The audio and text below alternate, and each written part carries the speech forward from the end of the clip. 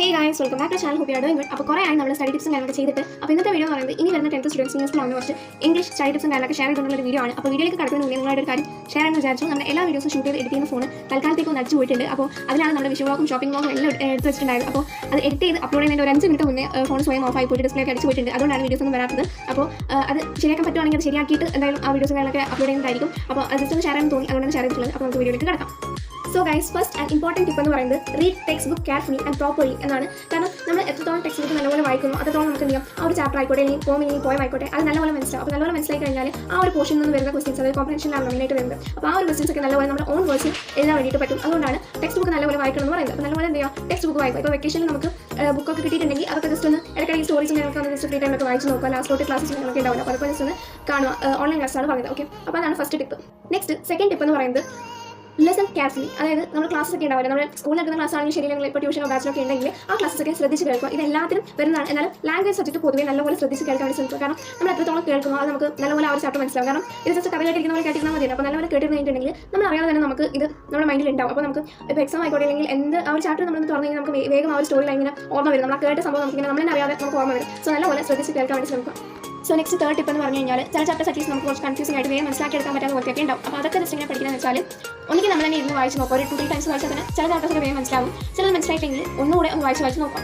ഇല്ലെങ്കിൽ എന്ത് ചെയ്യാം, ലൈവ് ക്ലാസ്സും കാര്യങ്ങളൊക്കെ ഉണ്ടാവും. ലൈവ് ക്ലാസ്സസ് 1 ഷോർട്ട് പിന്നെ സാധാരണ വീഡിയോസും കാര്യങ്ങളൊക്കെ ഉണ്ടാവും. ആ ഒരു ചാപ്റ്ററിൽ ഉണ്ടോ എന്ന് പറഞ്ഞാൽ നമ്മൾ യൂട്യൂബിൽ അടിച്ച് നോക്കാം. അപ്പോൾ കുറേ ചാനൽസിന് കുറേ വീഡിയോസും കാര്യങ്ങളൊക്കെ വരും. അപ്പോൾ നിങ്ങൾക്ക് ഏതാണ് കൂടുതൽ ഇഷ്ടം എന്നുള്ള അല്ലെങ്കിൽ ആരുടെ ക്ലാസ്സാണ് കൂടുതൽ മനസ്സിലാവുന്നത് അത് നിങ്ങൾ എന്ത് ചെയ്യാം, കണ്ടു നോക്കുക. അപ്പോൾ കുറച്ച് അറ്റ്ലീസ്റ്റ് നമുക്ക് വേഗം മനസ്സിലാക്കാം. ഒരാൾ കഥ പറഞ്ഞിരുന്ന പോലെ ഇങ്ങനെ വൃത്തിക്ക് പറഞ്ഞു തരും, നമുക്കത് വേഗം തലക്കുക. എന്നിട്ട് പിന്നെ നമ്മൾ എന്ത് ചെയ്യുക, ടെക്സ്റ്റ് വായിച്ച് കഴിഞ്ഞാൽ ആ ചാപ്റ്റർ സെറ്റാക്കാൻ പറ്റും. അപ്പോൾ ഇതാണ് തേർഡ് ടിപ്പ് എന്ന് പറയുന്നത്.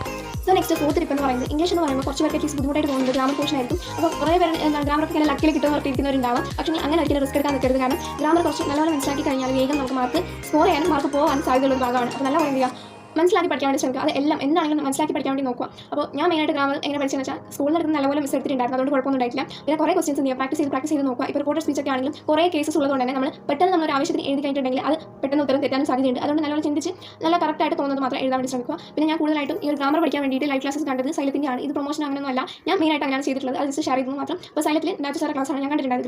ഗ്രാമർ ആയിക്കോട്ടെ ഇംഗ്ലീഷ് ആയിക്കോട്ടെ അങ്ങനെ അവരാണ് കണ്ടിട്ടുണ്ടായത്. പിന്നെ നമ്മുടെ ഫിഫ്ത്ത് ടിപ്പ് എന്ന് പറയുന്നത് നമുക്ക് മെയിനായിട്ട് പഠിക്കാനുള്ളത് ചാപ്റ്റേഴ്സിലെ സ്റ്റോറി ആയിക്കോട്ടെ, ഓട്ടോബയോഗ്രഫി പിന്നെ എന്താണ് നറേഷൻ അങ്ങനെ നറേറ്റീവായിട്ട് അങ്ങനെ കുറേ സംഭവങ്ങളാണ് ചാപ്റ്റേഴ്സ് ഉണ്ടാവും. അപ്പോൾ അതൊക്കെ അതിലൊക്കെ വരുന്ന കോംപ്രഹെൻഷൻ നല്ലപോലെ എഴുതണമെന്നുണ്ടെങ്കിൽ നമ്മൾ എല്ലാത്തിനും ഫോർമാറ്റ് നല്ലപോലെ പഠിക്കുക എന്നുള്ളതാണ് മെയിനായിട്ടുള്ള കാര്യം. അതിൽ ലെറ്റർ, ഡയറി പിന്നെ പ്രൊഫൈൽ നോട്ടീസ് ഒക്കെ എപ്പോഴും വരുന്നതാണ്. അപ്പോൾ ഇപ്പോൾ നിങ്ങളുടെ സിലബസ് ഞങ്ങൾക്ക് ചേഞ്ച് ആയതുകൊണ്ട് എങ്ങനെയാണെന്ന് അറിയില്ല. എന്നാലും നല്ലപോലെ എന്ത് ചെയ്യുക, പഠിക്കാൻ ശ്രമിക്കുക. അത്രയേ ഉള്ളൂ, പേടിക്കേണ്ട ആവശ്യമൊന്നുമില്ല. അത് ജസ്റ്റ് പറഞ്ഞതേ ഉള്ളൂ. അപ്പോൾ ഫോർമാറ്റ് നല്ലപോലെ പഠിക്കുക.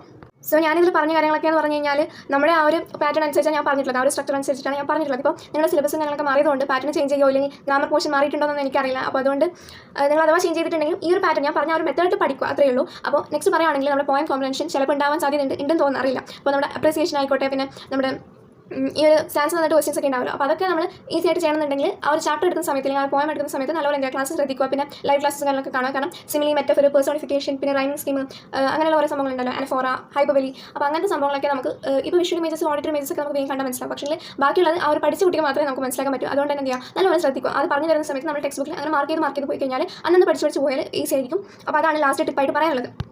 സോ അപ്പോൾ ഇത്രയേ ഉള്ളൂ. അപ്പോൾ ഞാനിവിടെ ഷെയർ ചെയ്തിട്ടുള്ളതൊക്കെ എൻ്റെ പേഴ്സണലായിട്ടുള്ള ഞാൻ ഫോളോ ചെയ്തിട്ടുള്ള മെത്തേഡ്സും അതുപോലെ തന്നെ ജനറലി നമുക്ക് അറിയുന്ന കാര്യങ്ങളൊക്കെ തന്നെയാണ് പറഞ്ഞിട്ടുള്ളത്. നിങ്ങൾക്ക് അറിയുന്നതായിരിക്കും കുറേ ഞാൻ പറഞ്ഞതും. അപ്പോൾ ഇഷ്ടമായിട്ടുണ്ടെങ്കിൽ എന്തായാലും ലൈക്ക് ചെയ്യുക. അതുപോലെ തന്നെ നിങ്ങളുടെ ഏതെങ്കിലും ഫ്രണ്ട്സിന് യൂസ്ഫുൾ ആണെന്ന് തോന്നുന്നുണ്ടെങ്കിൽ ഒന്ന് ഷെയർ ചെയ്ത് കൊടുക്കുക. അതുപോലെ തന്നെ എന്താണ് സബ്സ്ക്രൈബ് ചെയ്യാൻ മറക്കണ്ട. ഇനി എന്ത് കണ്ടന്റാണ് നിങ്ങൾക്ക് വേണ്ടത്, ഇല്ലെങ്കിൽ ഏത് സബ്ജക്റ്റിനെ പറ്റിയിട്ടാണ് പറയുന്നത് എന്നുള്ളതൊക്കെ കമന്റ് സെക്ഷനിൽ കമന്റ് ആയിട്ട് പറഞ്ഞോളൂ. അപ്പോൾ ഇത്രയേ ഉള്ളൂ, നിങ്ങളെ കൊണ്ട് പറ്റും. അപ്പോൾ bye, see in the next video.